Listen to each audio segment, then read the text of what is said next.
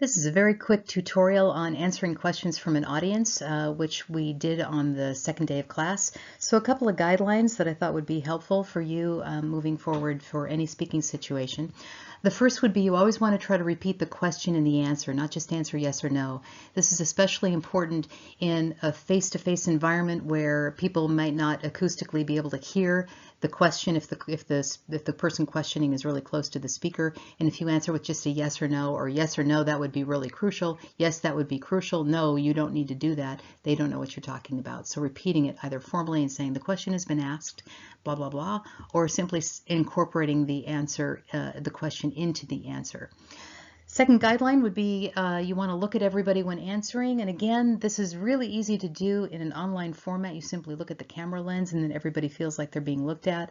But in a face-to-face, in-person environment, our tendency is to look at the person who's asking the question because we're taught to look at people when we talk to them. But really that person's bringing up the question is a representative question from the whole group. So you want to look at everybody if it's a fairly long answer, and then when you get to the end, look back at the person who asked the question.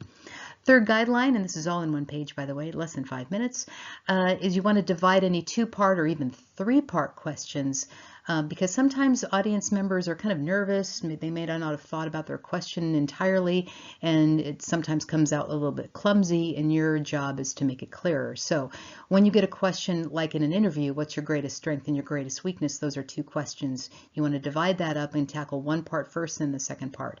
A common question would be, do we need to, is there a textbook necessary for class, and do we need to bring it to class, and where can I get it? That's a three-part question, so I need to answer each of those individually. The fourth guideline is feel free to postpone answering a question when it's necessary, and there are several situations where that might be appropriate. One, if you don't know the answer, you don't want to try to answer a question that you don't know. So simply saying, that's a really good question, I'm going to look it up and I'll get back to you during our next session would be proper. Also, if the question that's being asked is really specific to one audience member but not to everybody, then you can also postpone. Good example in class is when students say, hey, I noticed that the quiz is on such and such a date. I don't think I can, I'm not going to be there. I won't be able to take the quiz. Can I take it at a different time? And what I would do then is in my answer is say, that's a good question. Let's deal with this right at the end of class, and anybody else that has a scheduling conflict, let me work with you all at the same time. So instead of trying to handle a very specific request by somebody in an audience, you simply postpone it and invite other people to become involved as well. And then the last guideline, again, I think 5 guidelines are good enough, and this one is to go back to your speech before you drain the audience of questions. So in other words, you don't need to answer every question. You need to answer a bulk of questions, but then there will come a point where less hands go up or less people unmute themselves, and so at that point, you want to kind of take back the stage. You don't want to end your speech on the answer to a question that an audience member had.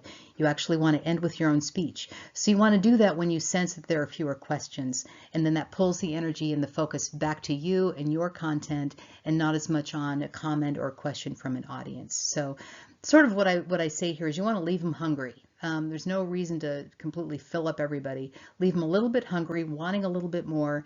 That's a nice way to end your speech, and then they can always contact you if they have other important questions. So there you go, 5 guidelines for answering questions. This will come in handy for both of the major speeches, but also will come in handy for things like job interviews, which you're going to be doing both in and out of class.